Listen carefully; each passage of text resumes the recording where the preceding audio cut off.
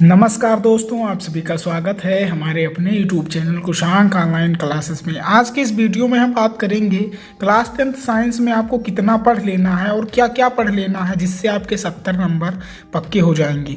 तो यह वीडियो जो है वह आपके लिए बहुत ही इम्पोर्टेंट है। अगर आप इस वीडियो को देखते हैं तो ट्रस्ट मी आपके 70 नंबर पक्के हो जाएंगे, क्योंकि आज के इस वीडियो में मैं बताऊँगा आपको कि किन प्रश्नों को आपको पढ़ लेना है जिससे आपके 70 नंबर पक्के हो जाएंगे। और इन प्रश्नों को पढ़ने से आपके अति लघु उत्तरीय, लघु उत्तरीय और विस्तृत उत्तरीय प्रश्न सभी प्रश्न तैयार हो जाएंगे, क्योंकि मैंने कुछ इस तरीके से प्रश्न लिखे हैं कि अगर इन प्रश्नों को तैयार करते हैं, 25 प्रश्न हैं टोटल, और इन 25 को तैयार करेंगे और आपके जो 70 नंबर हैं वह बोर्ड एग्जाम में विज्ञान में पक्के हो जाएंगे। तो आइए शुरू करते हैं।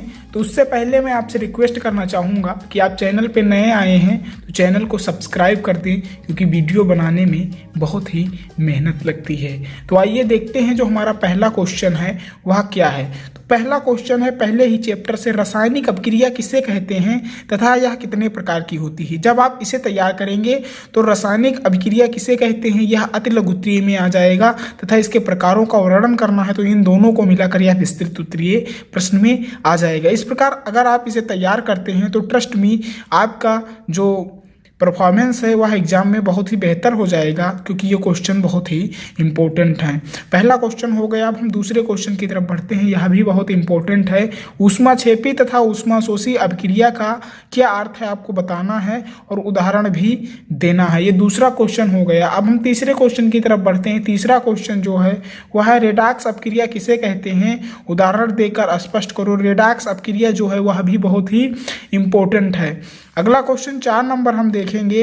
अम्ल क्षार तथा लवण की परिभाषा उदाहरण सहित आपको देना है। अगर आप इन तीनों की परिभाषा तैयार करते हैं तो आपके जो साल्ट क्वेश्चन में पूछा जाएगा तो 2-2 नंबर में ये भी तैयार हो जाएंगे। इसलिए अम्ल, क्षार तथा लवण की परिभाषा आपको उदाहरण सहित तैयार कर लेनी है, क्योंकि यह बहुत ही इंपॉर्टेंट है। अगला क्वेश्चन हम 5 नंबर देखेंगे। बेकिंग पाउडर का रासायनिक नाम एवं अणुसूत्र क्या है आपको बताना है, तथा इसको बनाने की विधि भी लिखनी है। और आपको इसको बनाने की विधि भी लिखनी है। जो बेकिंग पाउडर है उसका रासायनिक नाम एवं अणुसूत्र तथा इसको बनाने की विधि भी लिखनी है। अगला क्वेश्चन 6 नंबर देखेंगे, बहुत ही इंपॉर्टेंट है। धातु तथा अधातु के 4 सामान्य गुण आपको लिखने हैं, यह भी पूछा जाता है। तथा धातु और अधातु की आपको परिभाषा भी तैयार कर लेनी है, यह भी पूछा जाता है बोर्ड एग्जाम में। अगला क्वेश्चन 7 नंबर देखेंगे। निष्पादन तथा भर्जन में क्या अंतर है, यह भी बहुत ही इंपॉर्टेंट क्वेश्चन है। अगला क्वेश्चन 8 नंबर देखेंगे। कार्बन की संयोजकता पर आपको संक्षिप्त टिप्पणी लिखनी है,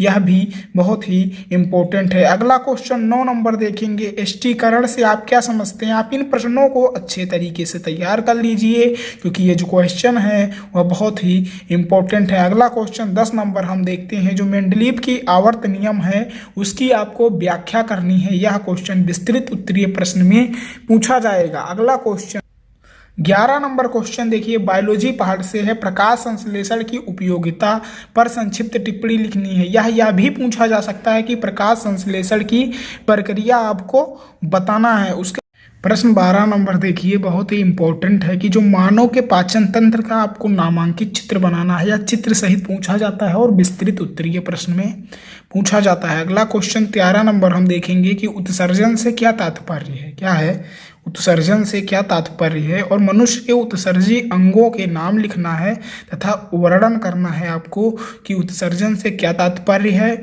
और मनुष्य के उत्सर्जी अंगों के नाम लिखकर उनका वर्णन करना है। अगला क्वेश्चन 14 नंबर देखेंगे। ये जो क्वेश्चन है वह बहुत ही इंपॉर्टेंट है, आप इन्हें तैयार करेंगे क्योंकि यह बोर्ड एग्जाम की दृष्टि से बहुत ही महत्वपूर्ण है। अगला क्वेश्चन 14 नंबर है। वाष्पोत्सर्जन से आप क्या समझते हैं, इसका क्या महत्व है, आपको वर्णन कर देना है। ये सब विस्तृत उत्तरीय प्रश्न में पूछे जाएंगे।